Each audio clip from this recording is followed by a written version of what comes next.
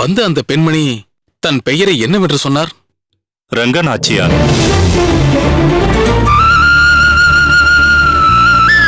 வீரநாராயணபுரத்தை சேர்ந்தவர் என்றும் குறிப்பிட்டார்.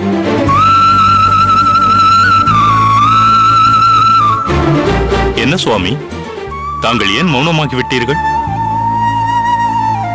ஆச்சாரியார் ஏன் அவரை பார்க்க மறுத்துவிட்டார் என்பது இப்போது அடியனுக்கு விளங்கிவிட்டது பெரிய நம்பிகளே. என்ன காரணம் அரையரே?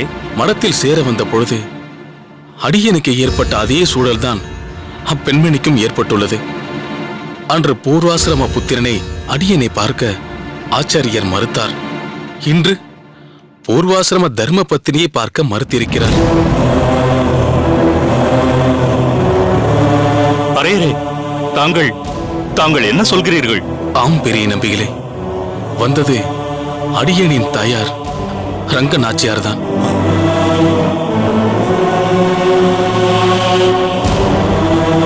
அடடா,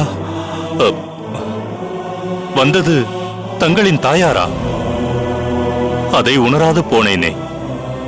தகுந்த முறையில் எந்த உபச்சாரமும் செய்யாமல் போனேனே. என்ன காரியம் செய்தேன்? தாங்கள் உண்மை என்னவென்று உணராது போனதால் இப்படி கவலையில் துடிக்கிறீர். ஆனால் அடியனுக்கு என்ன காரணத்திற்காக அவர் வந்தாரோ, என்ன அவசியமோ, என்ன தேவையோ என்று என் மனது கிடந்து அடித்துக் கொள்கிறது. அடியேனும் என் தம்பி தெய்வக்கரசு நம்பியும் எத்தனையோ முறை எங்கள் அகத்திற்கு அழைத்த போதெல்லாம் வராமல் தவிர்த்தார். இன்று என்ன காரணமாக வந்தார் என்று புரியவில்லையே. ஆச்சாரியர் திருமாளிகை வரை சென்றவர் நம் அகத்திற்கு வரவில்லையே. என்ன சுவாமி இது? நம் அகத்திற்கு வந்திருக்கலாமே. அப்படி என்றால் நம்மை ஒரு பொருட்டாகவே நினைக்கவில்லையா சுவாமி? என்ன செய்வது அம்புஜம்? இன்னும் பழைய மனோபாவ நிலையிலேயே தாயார் இருக்கிறார் போலிருக்கிறது. சோழ மன்னர் ஆள வந்தாராக திகழ்ந்த ஆச்சாரியருக்கு ராணியாக பீடத்தில் அமர்ந்து ஆட்சி செய்தவர் அவ்வளவு சீக்கிரம் இறங்கி வந்து விடுவாரா? அவரை பொறுத்தவரையில் நானோ தேவக்கரசு நம்பியோ பிள்ளைகள் இல்லை. காரணம், நாங்கள் இருவரும் நம் ஆச்சாரியாருக்கு அருகிலேயே இருக்கிறோம். அவரை ஒதுக்கிவிட்டோம் என்று தவறாக ஒரு நினைப்பில் இருக்கிறார்.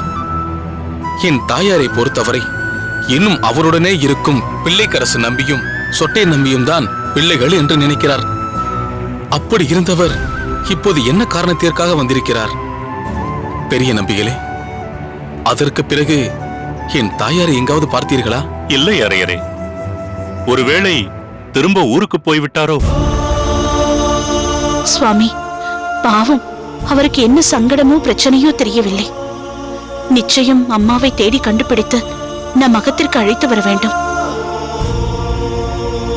எங்குதான் சென்றிருப்பாரோ, எந்த நிலையில் இருக்கிறாரோ?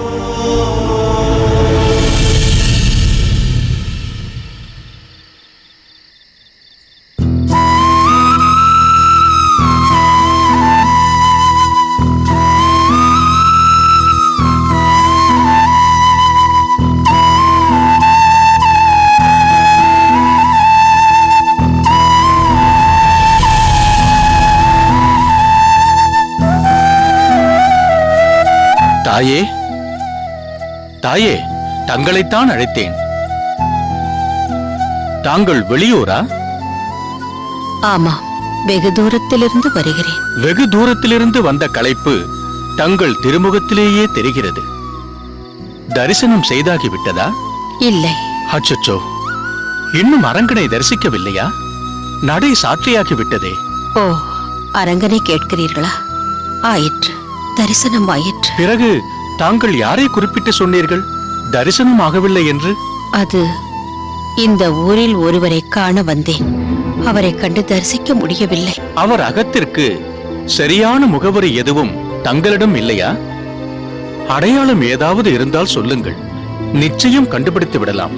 இடத்தை அடையாளம் கண்டு கொண்டு சென்றும் ஆகிவிட்டது. இருப்பினும் கண்டு கொள்ள முடியவில்லை. கவலைப்பட வேண்டாம்.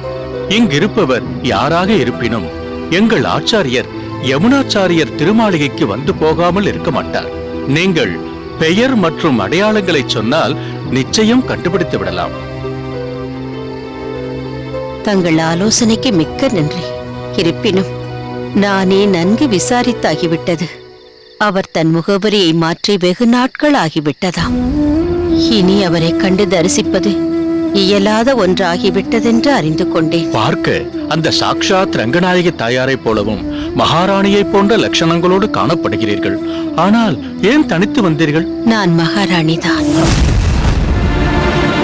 தாயே, தாங்கள் என்ன சொல்கிறீர்கள்?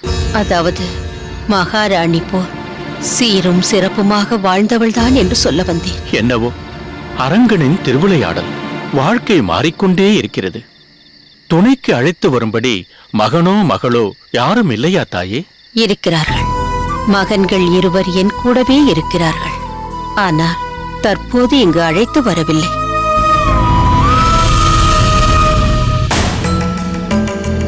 வந்த வேலை முடிந்து விட்டதென்றே தோன்றுகிறது.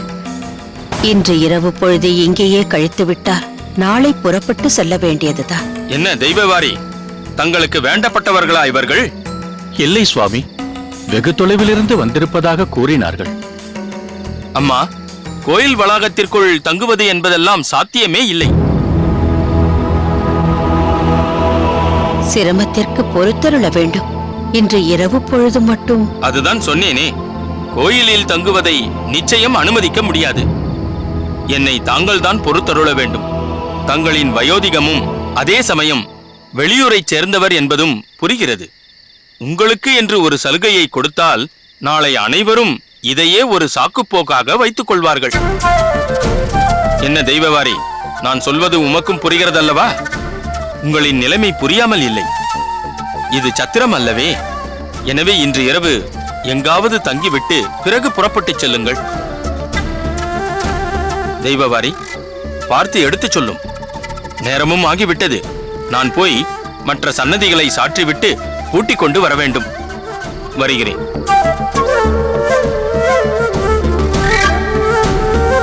தாயே, முதலில் இந்த பிரசாதத்தை வாங்கிக் கொள்ளுங்கள். தயங்க வேண்டாம், இந்தாருங்கள். அம்மா, பேசாமல் அடியவனோடு வாருங்கள். அடியேனின் குடில் அருகில்தான் உள்ளது. அங்கு இந்த இரவு பொழுதை கழித்து காலையில் தங்கள் ஊருக்கு செல்லலாம். என் அன்னையை உபசரித்த ஒரு புண்ணியம் அடியேனுக்கு கிடைக்கட்டும். தங்களின் பிரியமான வார்த்தைகளுக்கு கோடான கோடி நன்றிகள். இருப்பினும் யாரையும் சிரமப்படுத்தும் உத்தேசம் எனக்கு இல்லை. காலையில் வெயிற்பொழுதில் நடப்பதைக் காட்டிலும் இரவில் நடந்து செல்வது ஸ்லாக்கியமானது. பிடிவாதம் ஏன் தாயே? அடியேனையும் தங்கள் பிள்ளைகளில் ஒருவனாக எண்ணிக்கொள்ளுங்கள். என்னுடன் வாருங்கள். தங்கள் வேண்டுகோளுக்கு மீண்டும் ஒரு நன்றி. தங்களை உதாசீனப்படுத்துவதாக எண்ண வேண்டாம். என் போக்கில் என்னை விட்டு விடுங்கள். நான் விரைவில் இங்கிருந்து செல்வதுதான் சரி. திக்கற்றவளுக்கு தெய்வமே கதி. நான் வருகிறேன்.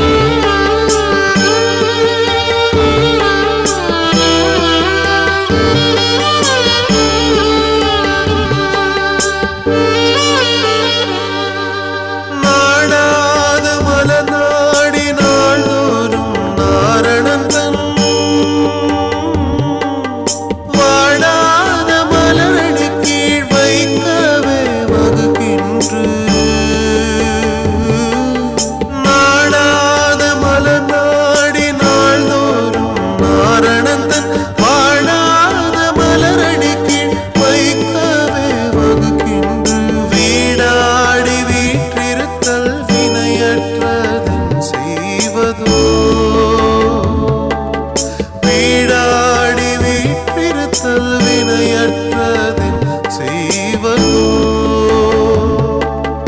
ஓடாடு பணிவாடாய் உரைத்தீர எனதுடலே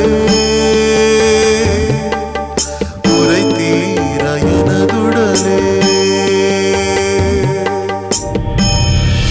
யாகத்தீயிலிருந்து தோன்றிய அத்திகிரி வரதா, நீ விதித்த கெடுவின் முதல் நாளான இன்றே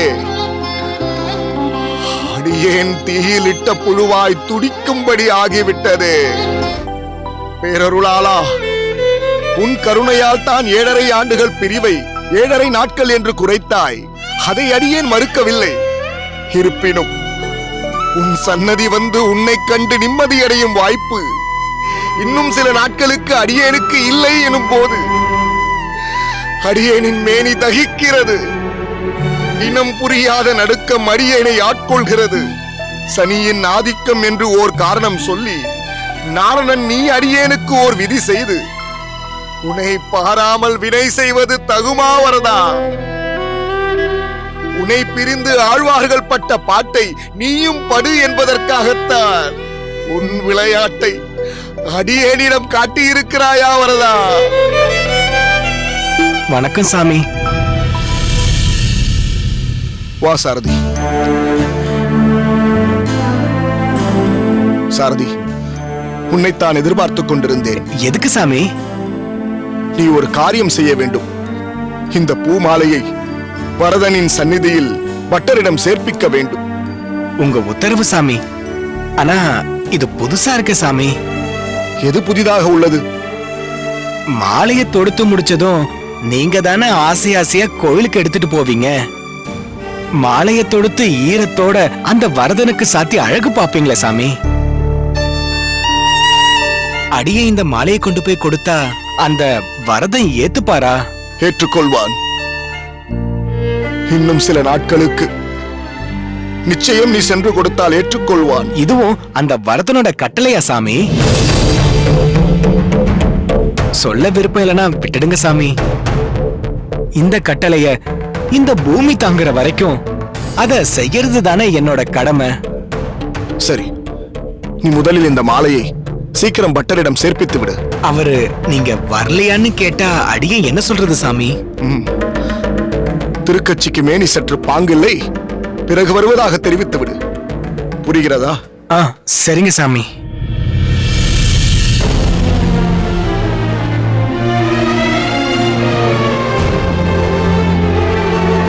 நான் வர சாமி.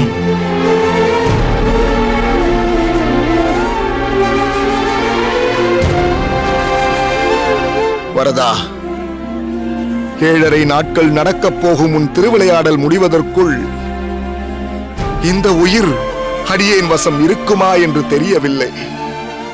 வந்தனம் சுவாமி. வா கோவிந்தா, நீ இன்னும் பாடசாலைக்கு புறப்படவில்லையா? புறப்படுகிறேன் சுவாமி. நீங்கள் இன்னும் கோயிலுக்கு செல்லவில்லையா? சாரதை பூமாலையை எடுத்துக்கொண்டு செல்வதை பார்த்தேன். கோயிலுக்கு எடுத்து போகிறார்? ஆம் கோவிந்தா, அடியேன் தான் அவனிடம் மாலையை கொடுத்து பட்டரிடம் சேர்ப்பித்து வரதனுக்கு சூட்டச் சொன்னேன். சுவாமி, அடியேனால் இதை நம்பவே முடியவில்லை. ஒருமுறை தாங்கள் நந்தவனத்திலிருந்து மிகவும் பொழுது கடந்து வந்தீர்கள். அப்போதும் தூக்கத்திற்கு இடம் கொடுக்காமல் மாலை கட்டுவதிலேயே இரவின் பெரும் பகுதியை செலவு செய்து வழக்கம் போல் அதிகாலையிலேயே பூமாலையோடு கோயிலுக்கு கிளம்பி விட்டீர்கள். அப்போது அடியேன் வேண்டுமானால் கோயிலில் மாலையை சேர்த்து விடட்டுமா, தாங்கள் ஓய்வெடுத்துக் கொள்ளலாமே என்று கேட்டதற்கு வரதன் அதை விரும்ப மாட்டான். நந்தவனம் செல்வது பெரிதல்ல, அங்குள்ள பல மலர்களை சேகரிப்பதும் பெரிதல்ல, பூவிருந்த வள்ளியிலிருந்து காஞ்சிக்கு வருவது பெரிதல்ல. ஆனால் அடியேனே அம்மாலையை வரதனின் சன்னதியில் சேர்ப்பித்து அதை சூட்டிய பின் பெரிதும் முகப்பதே அடியேனின் பெரும்பேறு என்று சொல்வீர்கள். அப்படிப்பட்ட தாங்கள் சாரதியிடம் மாலையை கொடுத்து அனுப்பியது அடியனுக்கு மிகவும் வியப்பாக இருக்கிறது.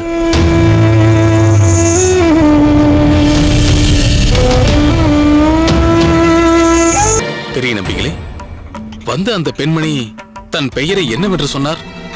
ரங்கநாச்சியார். அதே சமயம் சுந்தர் சி சுமித்ரா அம்மா மகன் பாசத்தை காஃபி கொடுத்து விளக்கும் காட்சி எளிதான புரிதல், திடமான பாசம். மொத்தத்தில் முத்தின கத்திரிக்காய் நல்ல வியாபாரம்.